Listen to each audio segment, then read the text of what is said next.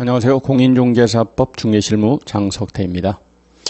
이제 기본서가 나왔습니다. 입문서에 이어서 이제 기본서가 나왔으니까 본격적으로 공부를 해보도록 하겠습니다.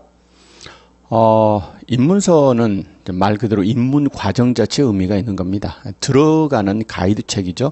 자, 이제는 요 기본서를 가지고서 반복해서 공부를 하셔야 됩니다. 모든 수험 공부에는 책은 여러 권 있을 필요가 없습니다. 사법시험도 공무원시험도 우리 중개사 시험도 책은 한 권이면 됩니다. 이 한 권을 반복해서 늘 내 곁에 두고 늘 찾아볼 수 있고 늘 아껴주셔야 됩니다. 자, 그러면 기본서 나왔으니까 잠깐 보니까 우리 기본서가 상대적으로 다른 기본서들보다는 상대적으로 얇은 편입니다. 제가 최대한 학습 부담을 줄어들이기 위해서 노력을 했습니다. 그래서 무슨 상식적인 이야기, 현학적인 이야기, 학문적 이야기, 이론적 이야기 이런 것들 수험에 직접 도움이 되지 않는 부분들은 가급적이면 뺐습니다. 그래서 우리가 지금 공부하는 게 시험을 목적으로 공부하니까 최대한 그 시험의 목적에 맞게 내용을 압축 정리를 했어요. 불필요한 잔가지는 다 쳐버렸습니다. 괜히 여러분들의 심기를 거스릴 수 있는 것들, 불편한 것들은 다 빼고 시험에 관련된 내용으로 정리를 했습니다.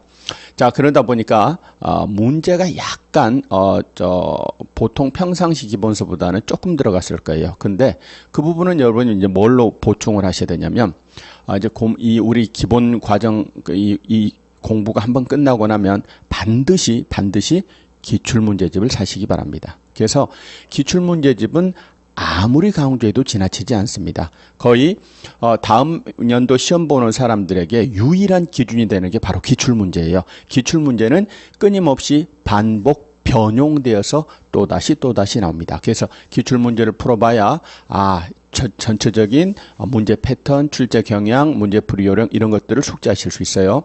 자, 그러면 이 기본서를 제가 쓴 지가 한 17년 정도 됐습니다. 꾸준히 계속 써왔죠.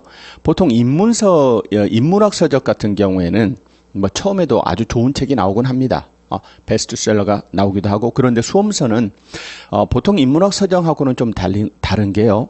하루아침에 이루어지지 않습니다. 로마가 하루아침에 이루어지지 않듯이 꾸준히 내용을 보완하고 정리하고 어떻게 기술하면 조금 더 학생들에게, 수험생들에게 더 잘 이해가 될까? 요렇게 표를 만들어 봤다, 저렇게 표를 만들어 봤다, 그리고 분류를 다시 손대봤다가 체계를 엎어봤다가 그래서 최적의 수험서로 조금씩 다가가는 겁니다. 그래서 이 한 권을 충실히 공부하시면 여러분은 좋은 성적을 거둘 수 있을 것이라고 믿습니다. 한 페이지를 넘겨보시면 이제 제 소개가 간단하게 나와 있고 그 밑에 양력 저서 그리고 경매 관련 내용.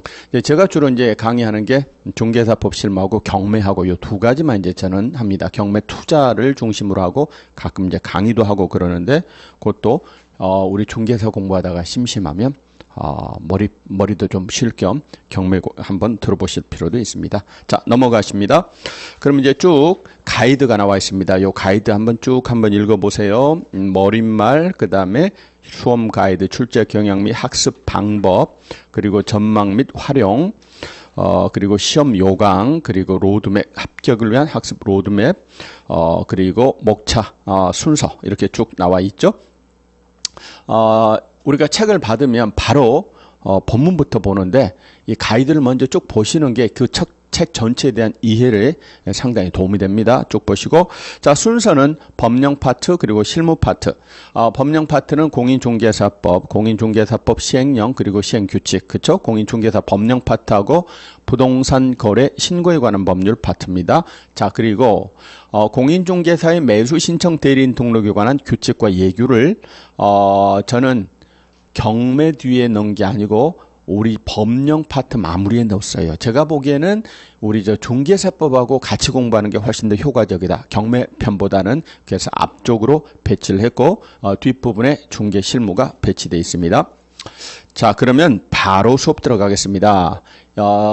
학습 방법이랄지 또는 이 과목에 대한 소개랄지 이런 오리엔테이션은 따로 안 하겠습니다. 이 부분은 우리가 지난번에 인문 강의에서 이미 충분히 말씀을 드렸거든요. 그래서 혹시 필요하신 분은 그 인문 강의 오리엔테이션을 참고하시기 바랍니다. 자, 그러시고 인문 강의 했던 거를 염두에 두시고 여기서는 이제 바로 수업을 들어가 보도록 하겠습니다.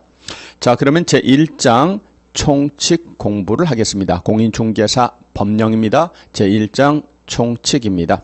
자, 총칙 단원 길라잡이 쭉 나와 있고 그 다음에 부동산 중개업의 유래 나와 있습니다.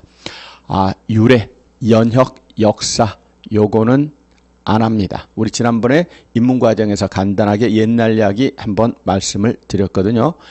이 부분은 시험하고 직접 관계가 없어요. 출제가 되지 않습니다. 그래서 여러분이 읽어보시는 걸로 충분합니다. 그냥 심심할 때 한번 읽어만 보시면 됩니다. 시험에 나오지 않는 것은 우리가 굳이 시간 할애할 할 필요는 없습니다. 자, 그래서 넘어가면 바로 24쪽으로 갑니다.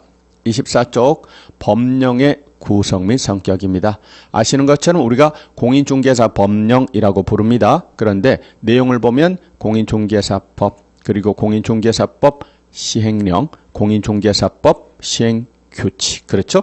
지금 법이 있고 그렇습니다. 법이 있고 시행령이 있고 시행규칙이 있습니다. 법이 있고 시행령이 있고 시행규칙이 있네요. 우리 중개사법은 총 몇 개의 조문입니까?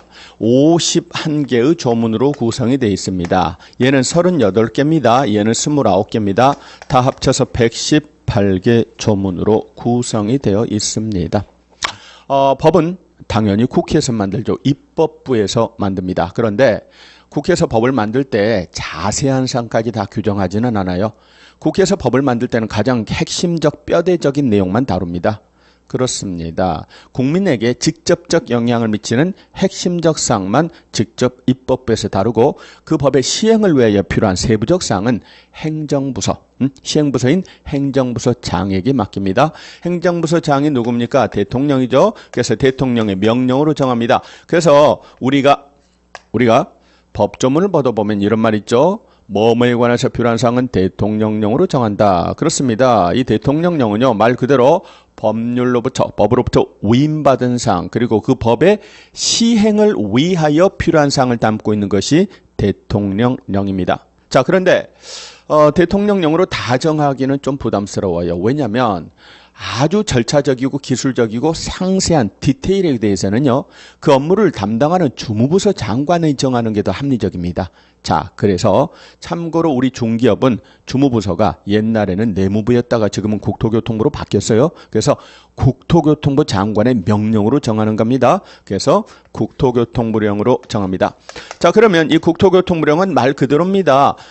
법이나 그렇습니다. 시행령으로부터 위임받은 사항을 정합니다. 또는 법이나 시행령으로부터 위임받은 사항이 아니어도 법이나 시행령의 시행을 위하여 필요한 사항을 담고 있는 것이 시행규칙입니다. 똑같은 명령이지만 급이 다르잖아요. 대통령의 명령하고 국토교통부 장관의 명령하고 급이 다릅니다. 이 명령을 뭔가 구분할 필요가 있다. 그래서 대통령의 명령을 뭐라고 부르고 시행령이라고 부릅니다. 국토교통부 장관의 명령 부령을 시행규칙이라고 해서 구분을 하고 있습니다. 자, 그렇다면 우리가 공부를 할 때 법과 영과 규칙을 구분해 가면서 공부하실 필요가 있느냐? 그럴 필요는 전혀 없어요. 그냥 내용 파악만 하시면 됩니다. 왜요? 내용 파악만 하시면 돼요. 시험에 안 나오냐고요? 아닙니다. 이건 시험에 나오긴 합니다. 근데 시험에 나와도 문제를 맞출 수 있다 그 말입니다. 정답을 고르는 데는 아무런 지장이 없어요. 자, 우리 시험의 속성을 항상 생각하시라고 그랬어요. 우리 시험은 뭐라고 그랬어요? 오지선다 객관식이에요.